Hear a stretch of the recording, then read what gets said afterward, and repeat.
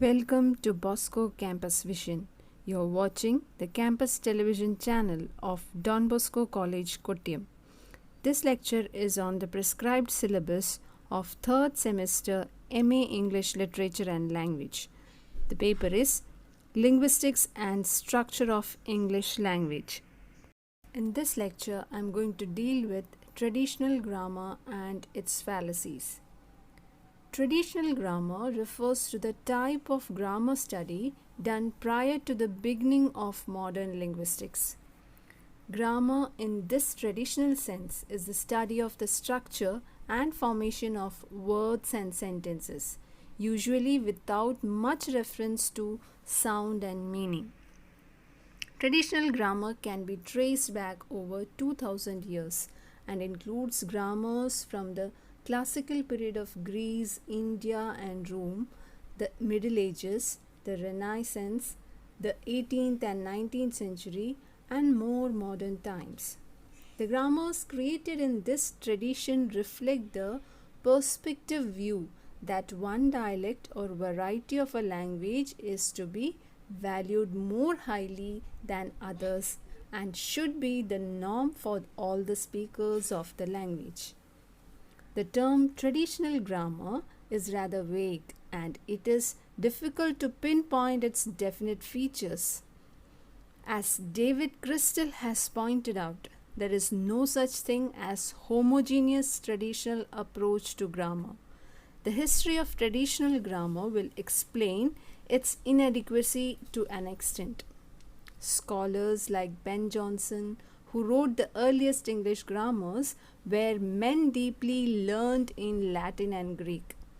They conceived of the classical languages as superior to the vernaculars. Consequently, they took Latin grammar as the norm and analyzed English in terms of Latin. These early grammarians who formulated the grammar of English based it on Latin grammar. They tried to fit English grammar in the framework of Latin grammar. In the more modern linguistic sense, grammar is the study of the entire interrelated system of structures, that is, sounds, words, meanings, sentences within a language. The structuralist severely criticized the traditional approach and enumerated the fallacies of traditional grammar. Now, let's talk about fallacies of traditional grammar. What do you mean by a fallacy? A fallacy is an incorrect reasoning in argumentation resulting in a misconception. Or we can say that an idea that a lot of people think is true but is in fact false. The structuralist severely criticized the traditional approach and enumerated the following fallacies of traditional grammar: the Latinate Fallacy, the Semantic Fallacy, mixing up different criteria, the Normative Fallacy, the Prescriptive Fallacy, neglect of the spoken form, ignoring language variations, and Historical Fallacy. Now let's discuss these one by one. First one is the Latinate Fallacy. The mistaken notion behind this was that the Latin language was superior to the vernaculars and it had a perfect grammar, and hence English grammar should also be described in terms of Latin. For example, sentence of the type, "This is the tool I work with," which end in a preposition, are quite normal in English. Traditional grammarians condemned such usage since they objected to ending sentences with a preposition, and the great English writer John Dryden was in the forefront of this vehement opposition. He was learned in Latin, and obviously his objection was based on the Latin grammar. Latin is highly inflected language with grammatical markers for number, gender, etc., while English is a largely uninflected one, in which meaning is mainly structure dependent. In Latin, for example, nouns have 6 different forms indicating the different cases.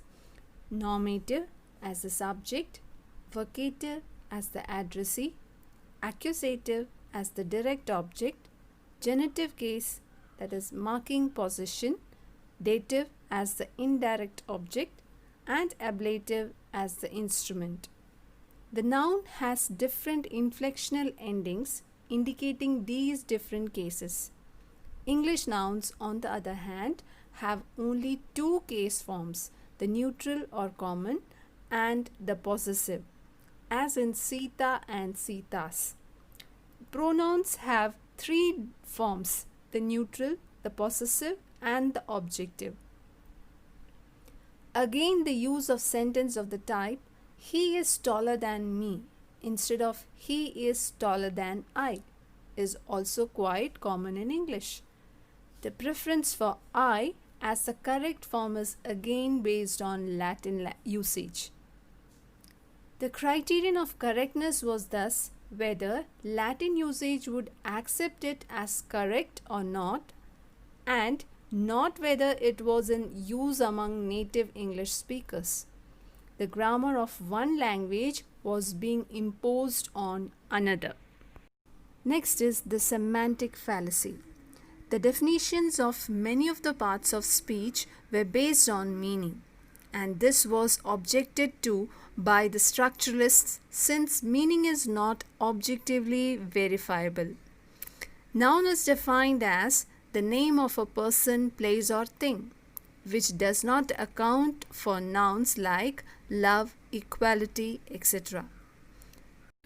Again, the definition of verb as that which denotes action or process is also unsatisfactory since words like action, destruction, etc. do denote action, but they are not verbs. These definitions are based on meaning and not on form.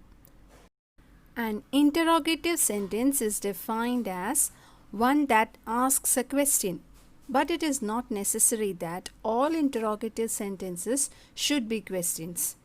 For example, the sentence, "Would you pass the salt?" is an interrogative, but it is not a question, it is a request. Again, all questions need not be interrogatives. Thus, the sentence, "You are ready for the test?" with a rising intonation would be a question, but not an interrogative, but a declarative. The structuralists avoided any recourse to meaning in defining word classes. They argued that meaning of a word is not necessary to determine its category.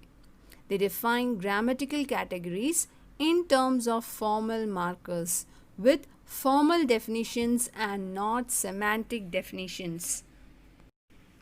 Next is mixing up different criteria. All the traditional definitions were based on meaning, some on function and some on form. An adjective is defined as a word that modifies a noun, a definition based on function, that is, the role of the word. The use of different criteria for classification makes it difficult to decide to which class a word belongs. For example, the word brick in brick house is an adjective because it modifies the noun house. But at the same time, it is a noun since it is the name of a thing. Structuralists found it unscientific to mix up different criteria. They defined word classes on the basis of their forms and privileges of occurrence in certain definable environments. Next fallacy is the normative fallacy. Traditional grammarians were preoccupied with the proposition of rules and norms or standards of usage. Too much importance was given to do's and don'ts, to the neglect of actual usage. Since norms of correctness were prescribed, they were referred to as normative grammars also. Next is the prescriptive fallacy. A grammar that prescribes rigid rules of correct use is called a prescriptive grammar. For example, a grammar written for the purpose of teaching a language to beginners often contains a number of such rules. Traditional grammars tended to be prescriptive. Structuralists believed in descriptive grammar, while a descriptive grammarian describes the rules elicited from the actual use of language by native speakers. A prescriptive grammarian very often prescribes rules and norms. Next is neglect of the spoken form. Traditionalists gave too much importance to the written form of language and wrote grammar based on the written form.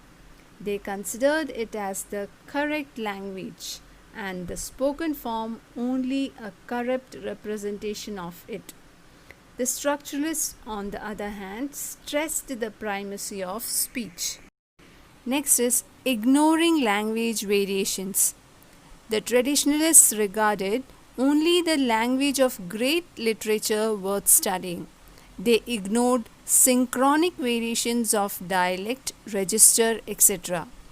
Dialectical forms were looked upon as bad English, inferior in quality. Next fallacy is historical fallacy. The traditionalists ignored linguistic variations and considered them as corrupt influence on language and tried to preserve its purity.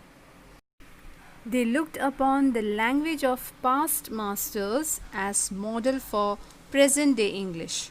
Many of their examples were from Dryden and Goldsmith.